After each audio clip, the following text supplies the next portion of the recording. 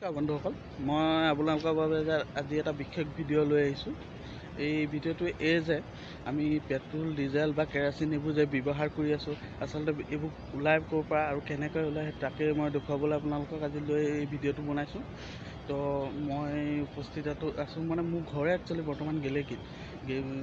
মই গেলেকীত থাকোঁ, মোৰ ঘৰো গেলেকীতে। তো মই এই গেলেকীত আমাৰ খাৰুৱা তেলৰ হেৰি আছে, ক'ৰ পৰা তেল ওলাই মই আপোনালোকক আজি দেখুৱাবৰ বাবে এই ভিডিঅ'টো বনাইছোঁ। তো বলক ভিডিঅ'টো আমি আৰম্ভ কৰোঁ।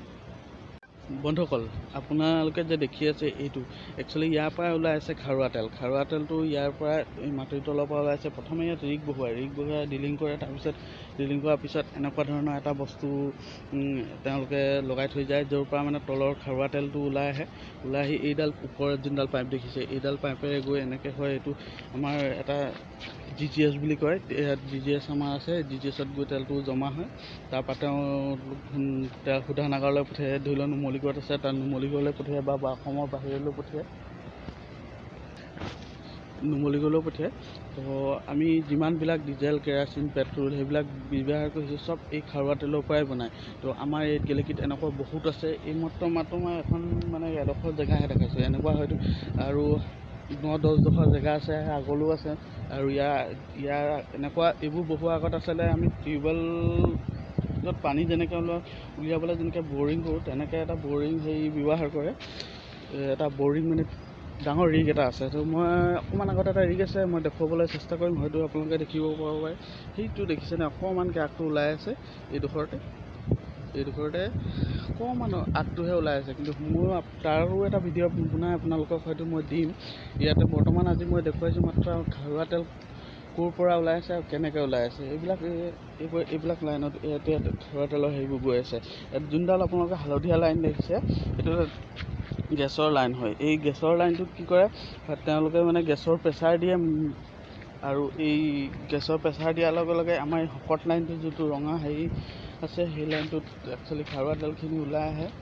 তো এই খাৰুৱা তেলখিনি গৈ আমাৰ GGS আছে, 3 নম্বৰ GGS বুলি কয়, এইটো আমাৰ আঠখেলত আছে।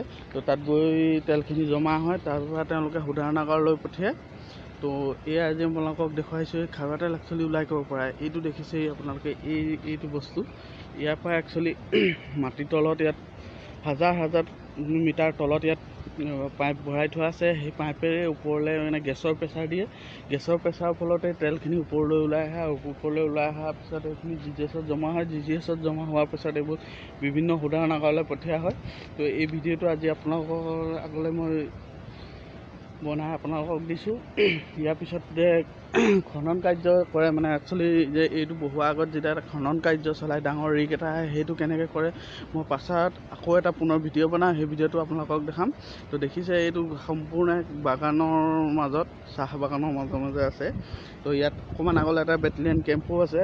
তো এই জেগাডোখৰ আছে বৰ্তমান গেলেকী, শিৱসাগৰ গেলেকী দেওপানী নামৰ এইডোখৰ জেগা। তো আপোনালোকে আহিব, এইডোখৰ বহুত ধুনীয়া জেগা, ফুৰিও ভাল পাব। আৰু চাব ইয়াত কেনেকৈনো খাৰুৱা তেল মাটিৰ তলৰ পৰা দিনে ৰাতিয়ে ওলাই আছে। আৰু এই যিবোৰ আমি পেট্ৰল, মবিল, ডিজেল সেইবোৰ ব্যৱহাৰ কৰি আছোঁ, আচলতে এই খাৰুৱা তেলৰ পৰাই বনোৱা হয়। এই খাৰুৱা তেলেই হৈছে আমাৰ ডিজেল, মবিল, পেট্ৰল সেইবোৰ, আৰু যিবোৰ অৱশেষত মানে ডিজেল, মবিল এইবোৰ বহুত তো গম পায়ে আপোনালোকে কি বনাই খাৰুৱা তেল পায়। এইডোখৰ জেগা আছে বৰ্তমান গেলেকী দেওপানী। তো সকলোৱে আহিব শিৱসাগৰ গেলেকী দেওপানীলৈ। তো আহি পেলাই দেখিব এনেকুৱা বহুত খাৰুৱা তেলৰ ইয়াত ওলাই আছে। আৰু বহুত এনেকুৱা এইবিলাক যোনবিলাক হেৰি দেখিছে খাৰুৱা তেল ওলোৱা, এইবোৰ একচুৱেলি পইণ্ট বুলি কওঁ আমি, বহুত আছে এনেকুৱা। তো আপোনালোকে আহিব ইয়াত চাবলৈ। তো আহিলে নিশ্চয় ভাল লাগিব, সকলোৱে আহিব। তো কমলাবাৰীৰ নাম শুনিছে, এই কমলাবাৰীৰ পৰা প্ৰায় 3 কিলোমিটাৰ আঁতৰত আছে এইডোখৰ জেগা। গেলেকী কমলাবাৰীৰ পৰা 3 কিলোমিটাৰ আঁতৰত এই জেগাডোখৰ আছে। ক'তো সকলোৱে আহিব, এদিন সকলোৱে আহিব, ফুৰি যাব, জেগাডোখৰ চাই যাব, বহুত ধুনীয়া সুন্দৰ পৰিৱেশ। তো সকলোৱে আহিব বুলি আশা কৰিছিলোঁ। পাছত আকৌ পুনৰ এটা ভিডিঅ' লৈ আহিম মই। সেইটো ভিডিঅ' হৈছে যে খনন কাৰ্য কেনেকৈ কৰে, মানে একচুৱেলি এইবিলাক যে বহুৱাই তাৰ আগত তেওঁলোকে খনন কাৰ্য এটা চলায়, ডাঙৰ ৰিগ এটা বহুৱাই তাত খনন কাৰ্য চলায়। কেনেকৈ চলায় সেইটো মই আপোনালোকক দেখুৱাম এই পিছৰ ভিডিঅ'টো। গতিকে মোৰ চেনেলটো যিসকলে ছাবস্ক্ৰাইব কৰা নাই, ছাবস্ক্ৰাইব কৰি ল'ব, যাতে মোৰ নেক্সট আহিবলগীয়া ভিডিঅ'বিলাক সকলোৱে পায়। তো আজিলৈ ইমানেই, থেংক ইউ।